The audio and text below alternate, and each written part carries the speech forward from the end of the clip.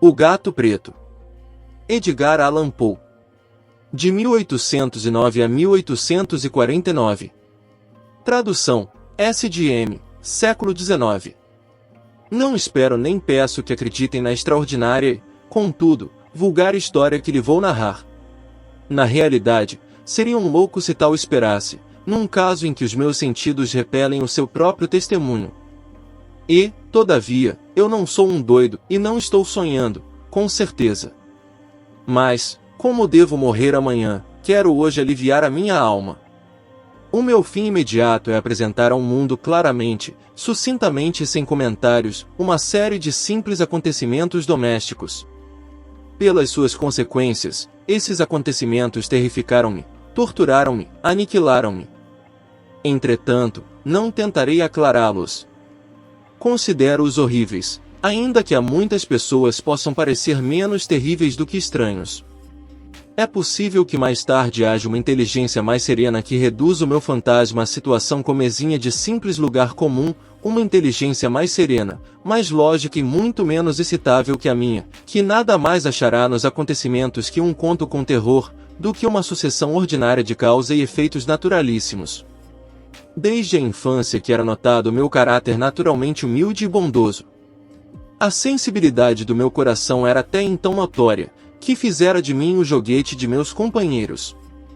A minha maior tendência era uma amizade louca pelos animais, de que possuía uma grande variedade, com que a minha família me presenteara.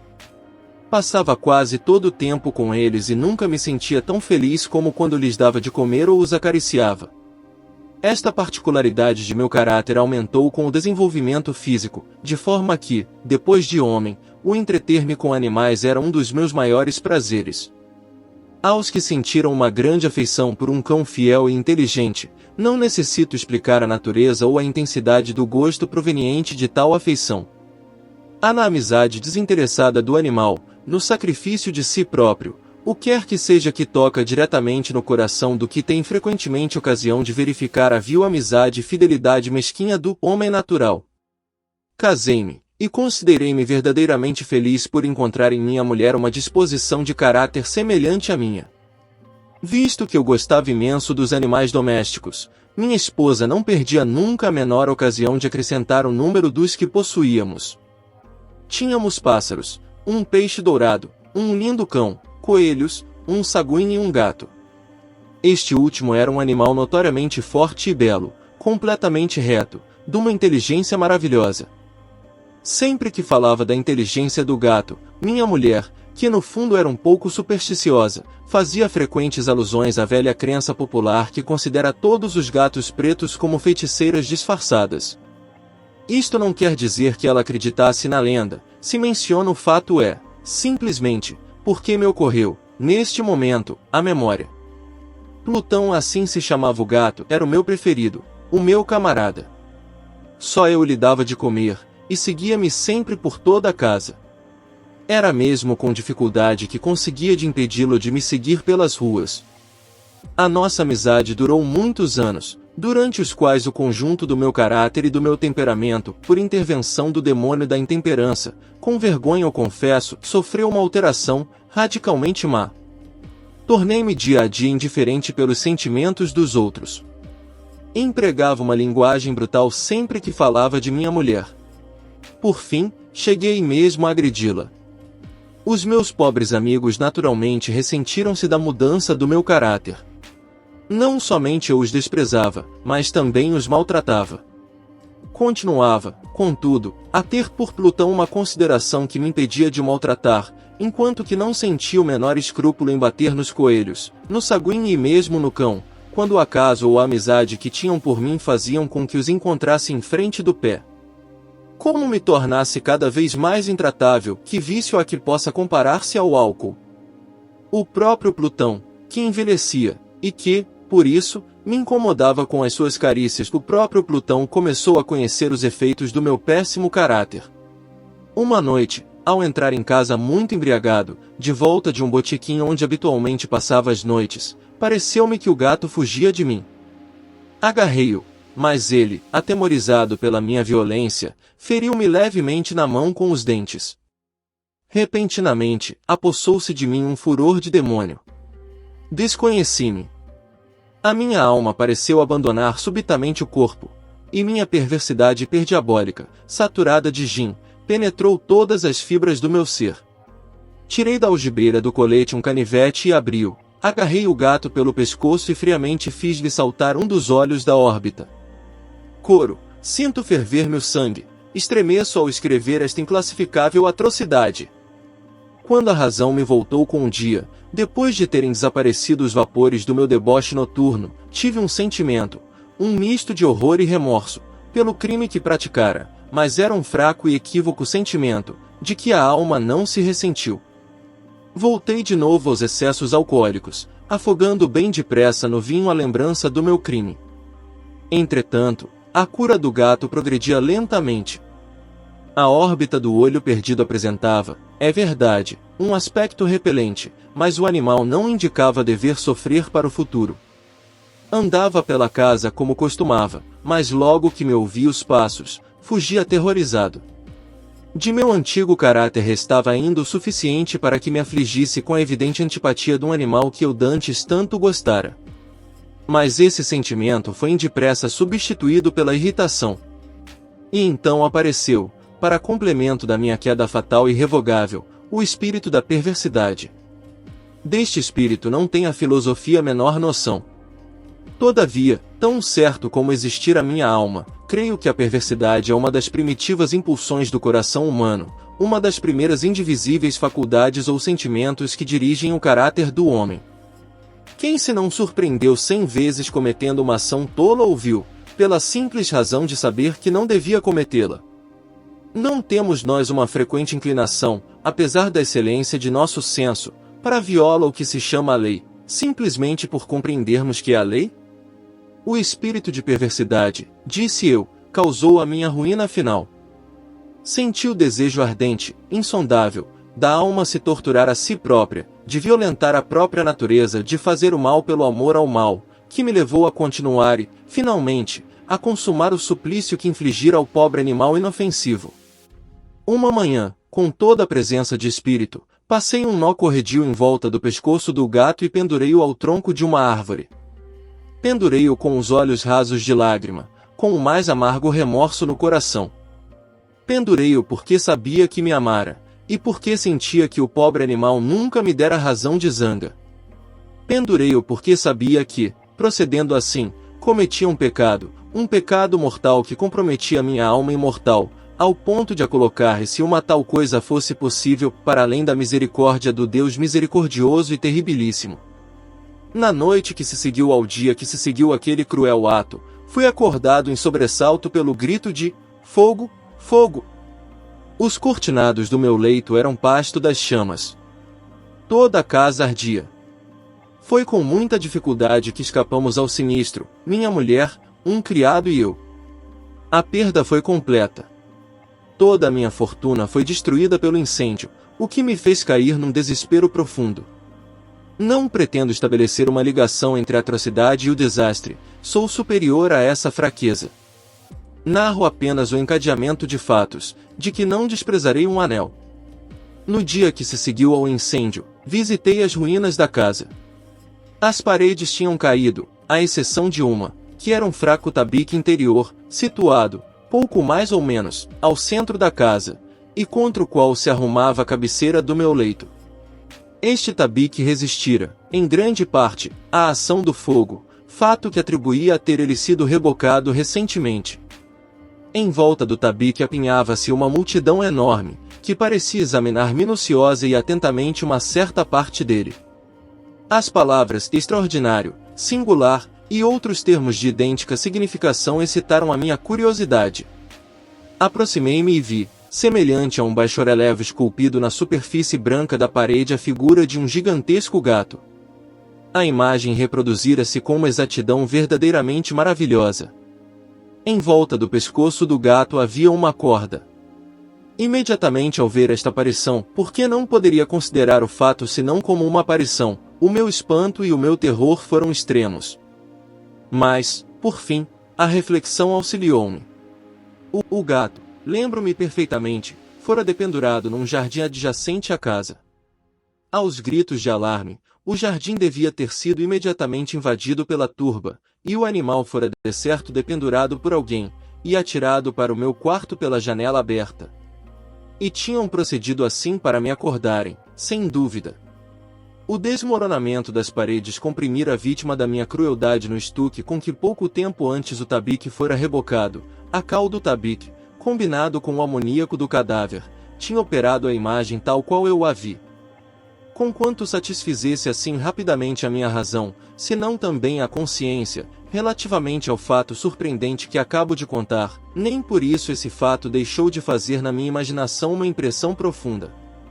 Durante muitos meses não me abandonou o fantasma do gato, e durante esse período nasceu na minha alma um meio sentimento que parecia ser, mas não era, o remorso.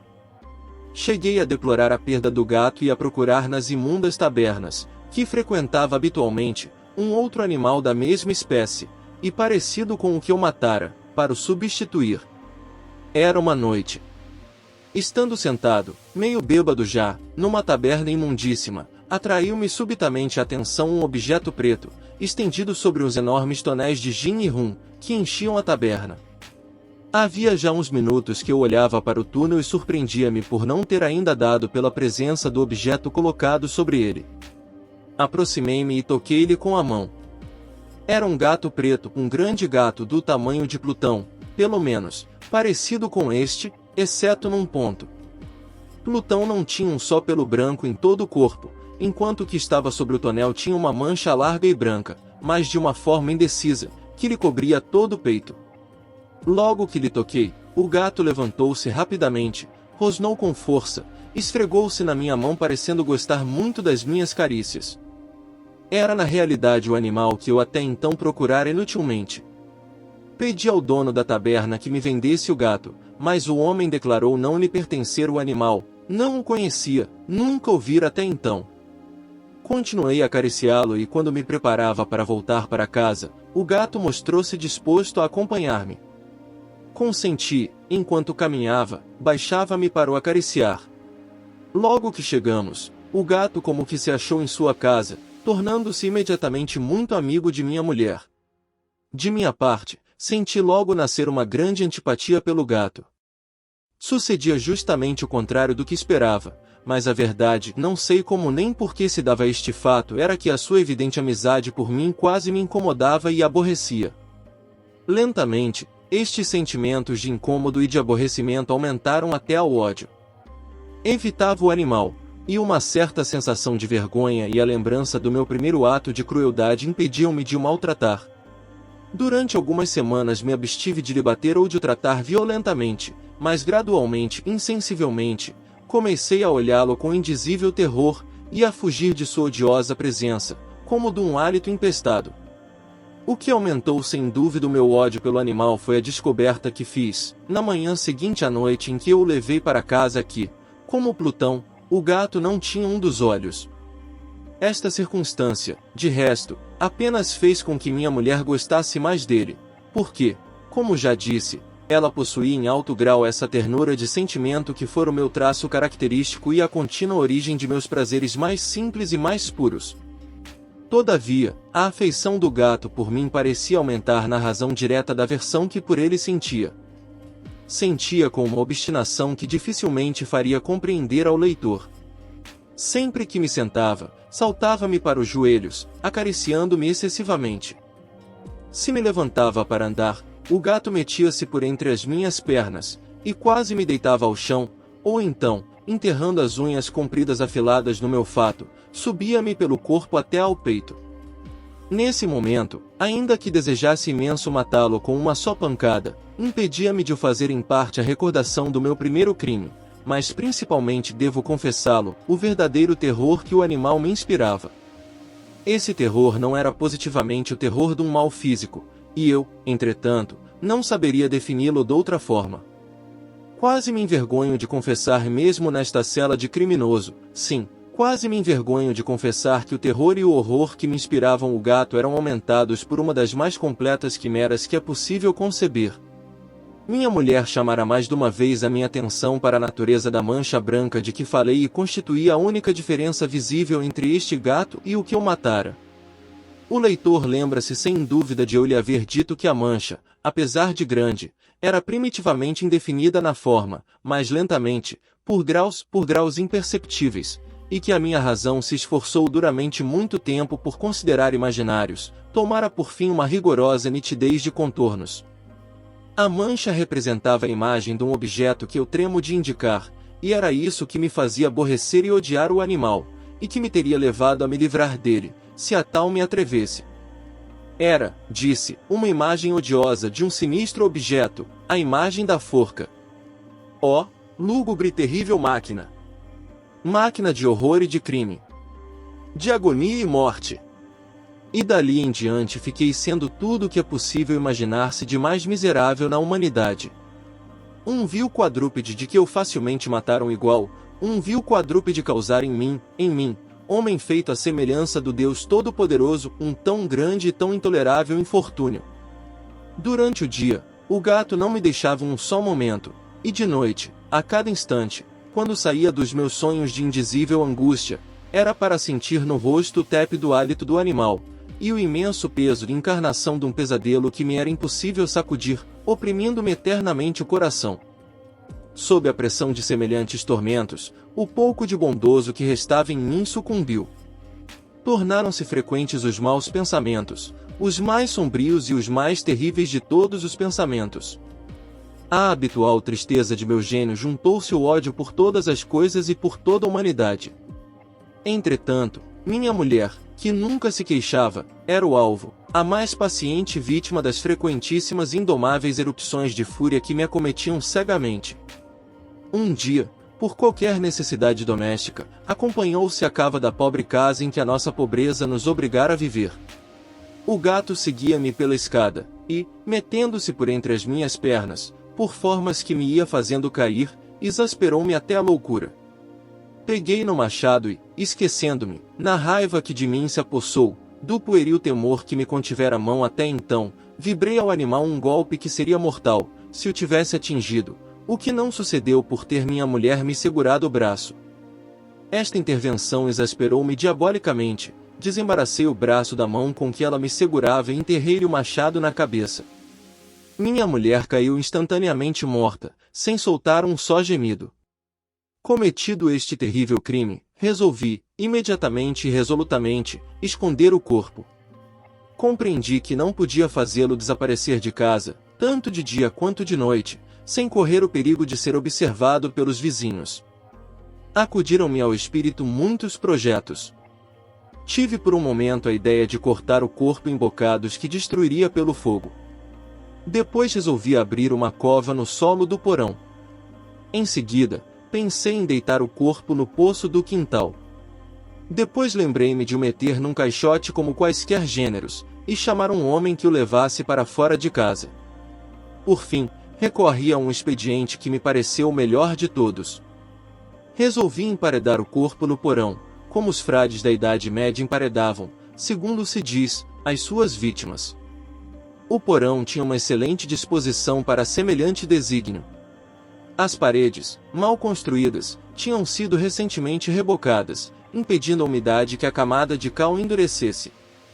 Além disso, uma das paredes tinha um ressalto, causado por uma chaminé, que fora edificada por forma idêntica à das paredes.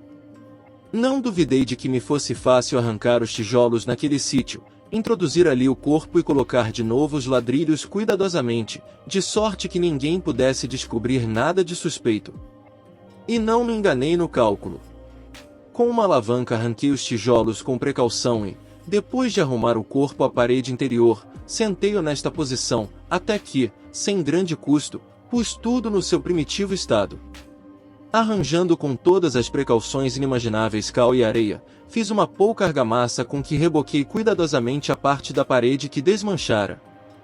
Quando acabei, vi com satisfação que a parede não levantaria as menores suspeitas, visto não apresentar o mais ligeiro indício de ter sido construída de novo. Transportei para fora de casa, com maior cuidado, o entulho, e varri o porão. Em seguida, Comecei a procurar o animal que causará tão grande desgraça porque, por fim, eu resolvera firmemente matá-lo. Se eu o encontrasse nesse momento, o seu destino era fatal. Mas parece que o ardiloso animal, atemorizado pela violência da minha recente cólera, evitava cuidadosamente aparecer-me enquanto me durasse a fúria. É impossível descrever ou de imaginar a profunda, a completa sensação de sossego que a ausência do animal produziu em todo o meu ser. Nunca mais o senti de noite, sendo, portanto, a primeira noite depois que trouxera o gato para casa que dormi, descansada e tranquilamente. Sim, eu dormi, apesar de ter a doer-me na consciência o assassínio que cometera. A segunda e terceira noite passaram sem que o gato aparecesse. Uma vez ainda respirei como um homem livre. O monstro aterrorizado abandonara de todo a casa. Eu não o veria mais. A criminalidade da horrorosa ação inquietava-me pouquíssimo. Tinham aberto uma espécie de devassa, que dera resultado. Fora mesmo ordenada uma busca, mas naturalmente nada tinham podido descobrir. Considerei segura a minha felicidade futura. No quarto dia depois do assassínio, entraram inesperadamente em casa uns policiais, que procederam a uma nova busca. Contando, de certo, com a impenetrabilidade do esconderijo, não senti temor. Os policiais fizeram com que eu os acompanhasse nas buscas. Nenhum só canto da casa deixou de ser explorado. Por fim, pela terceira ou quarta vez, desceram ao porão. Nenhum só músculo se me contraía. O meu coração batia regularmente, como o de um homem que dorme tranquilamente. Terminado tudo isso, olhei em volta e disse comigo mesmo: aqui, ao menos, não perdi o meu trabalho. Entrei no porão, cruzei os braços, e comecei a passar de um lado para o outro com toda a naturalidade. Os policiais estavam completamente satisfeitos e preparavam-se para sair. Senti no coração um tão forte júbilo que me foi impossível reprimi-lo. Tinha necessidade absoluta de pronunciar uma palavra, pelo menos que significasse um triunfo, e que robustecesse nos policiais a convicção que tinham da minha inocência. Meus senhores, disse eu por fim, quando os policiais subiam as escadas, sinto-me feliz por lhes ter dissipado as suspeitas. Desejo-lhes a todos uma excelente saúde, e em tudo nada mais que delicadeza. Esta casa é bem edificada, não acham, meus senhores? No desejo, que se apoderou de mim, de dizer qualquer coisa com ares impertinentes, nem sabia o que dizia. Pode dizer-se sem medo de errar que esta casa é admiravelmente bem edificada. Estas paredes, vão-se embora, meus senhores? Estão solidamente construídas. E ao pronunciar estas palavras, por uma frenética petulância, bati uma forte pancada com uma bengala que tinha na mão, justamente na parte da parede por detrás da qual estava o cadáver da esposa do meu coração. Ah, que ao menos Deus me proteja e me livre do arquidemonio. Apenas o eco da pancada se repercutiu no silêncio da cave. Uma voz respondeu por detrás da parede. Um gemido meio velado e entrecortado, como o vagido de uma criança, que imediatamente se transformou num grito prolongado, sonoro e contínuo, completamente anormal e anti-humano, um uivo, um ganido, misto de medo e esperança, como se pode ouvir no inferno, som terrível como se saído da garganta dos condenados às torturas infernais e dos demônios exultados pelas condenações. Dizer-lhes os pensamentos que me atravessaram o cérebro seria loucura. Senti-me desfalecer, encostei-me à parede fronteira. Durante um momento, os policiais conservaram-se imóveis sobre os degraus da escada, assombrados de horror. Um instante depois, uma dúzia de braços robustos puxavam encarniçadamente pela parte da parede da chaminé que dias antes eu rebocara de novo. A parede caiu, por fim completamente, por uma só vez. O cadáver, já bastante putrefato, e coberto de sangue coalhado, apareceu direto aos olhos dos policiais. Sobre a cabeça do corpo, com a cabeça aberta e um único olho chamejante, estava o hediondo animal que me fizera praticar o assassínio, e cuja voz reveladora me entregava ao carrasco. Eu emparedara o gato conjuntamente com o cadáver de minha mulher. Conto publicado originalmente no Diário do Maranhão entre os dias 1 e 5 de maio de 1890.